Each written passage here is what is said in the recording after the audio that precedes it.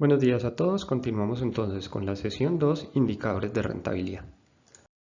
El primer indicador de rentabilidad que vamos a encontrar es el margen bruto, que es utilidad bruta dividido ingresos operacionales.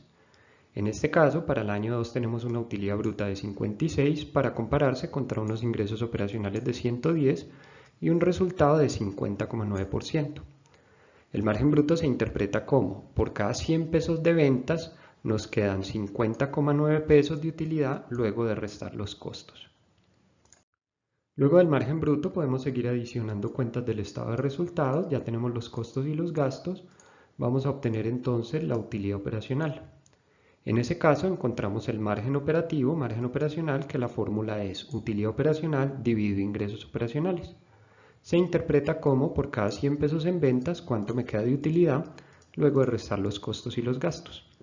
Si analizamos el año 2 entonces tenemos 20 dividido 100 equivalente a un 20%, se interpreta como por cada 100 pesos en ventas me quedan 20 pesos de utilidad operativa. Adicionalmente, si nosotros tomamos el estado de pérdidas y ganancias y en los costos desagregamos la depreciación y amortización y hacemos lo mismo para los gastos, finalmente podemos construir un nuevo subtotal que es el EBITDA. El EBITDA son los ingresos de la compañía menos los costos y los gastos, excluyendo la depreciación y la amortización que la enviamos hacia la parte inferior de la tabla.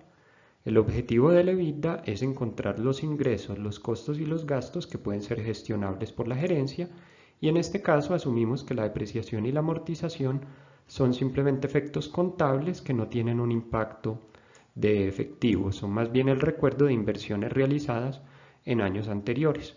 Entonces en este caso tenemos este primer EBITDA de 35 que sería 100 menos 40 menos 15 menos 10. Una vez encontrado entonces el EBITDA podemos calcular el margen EBITDA. El margen EBITDA, la fórmula es EBITDA dividido ingresos operacionales. Compara el EBITDA contra las ventas para identificar por cada 100 pesos vendidos cuánto me queda de utilidad luego de haber restado los costos y los gastos gestionables, excluyendo el efecto contable de la depreciación y la amortización. Un margen EBITDA de 35% se interpreta entonces por cada 100 pesos en ventas me quedan 35 pesos luego de restar costos y gastos excluyendo ese efecto contable.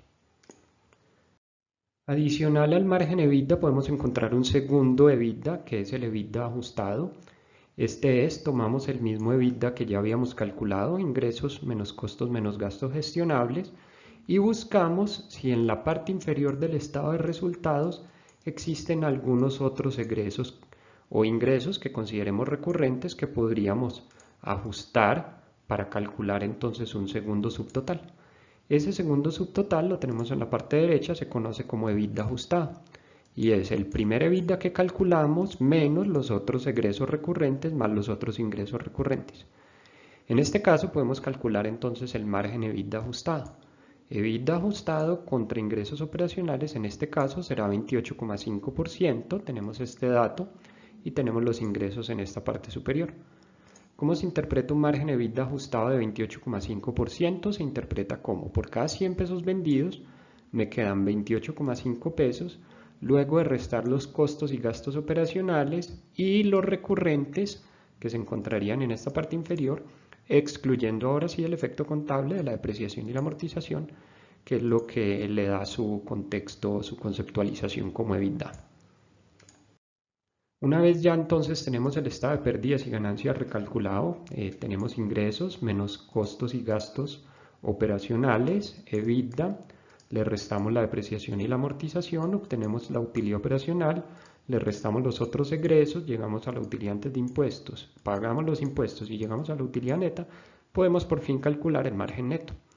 En el margen neto comparamos la utilidad neta contra los ingresos operacionales y finalmente se interpreta como por cada 100 pesos vendidos cuánto me queda luego de restar absolutamente todos los costos y gastos de la compañía, incluyendo entre otras cosas los impuestos, que sería este 4,5% que tenemos acá. Quiere decir lo anterior, que el análisis de rentabilidad o el análisis de márgenes, en algunas ocasiones denominado análisis vertical por la forma en que vamos descendiendo para analizar la información, lo que hace es convertir las ventas en una base de 100% para comparar en diferentes años por cada 100 pesos vendidos cuánto me queda de utilidad luego de restar costos y gastos según el subtotal que esté analizando. La forma en que los financieros o el analista financiero construye la información se basa en la siguiente manera: tiene los ingresos menos los costos menos los gastos y obtiene un primer subtotal que es el EBITDA. Luego construye otra tabla adicional que es el EBITDA ajustado, donde considera los otros egresos que encontraríamos en la parte inferior. Calcula el margen EBITDA ajustado, lo que quiere decir que el analista financiero tiene el EBITDA, el margen EBITDA ajustado, y en otra tabla diferente tiene los ingresos menos los costos, en esta ocasión incluyendo la depreciación y la amortización, es decir, otro subtotal que es la utilidad bruta, para finalmente en este caso tener calculado el margen bruto. Luego el analista calcula en esta tabla el margen operacional y finalmente el margen neto, y el objetivo es hacer un análisis entre diferentes años para identificar en qué momento el margen aumenta con respecto a la tabla anterior, con respecto al periodo anterior. Espero entonces les haya quedado claro esta sesión 2 de indicadores de rentabilidad. En el próximo video hablaremos de indicadores de solvencia o indicadores de endeudamiento.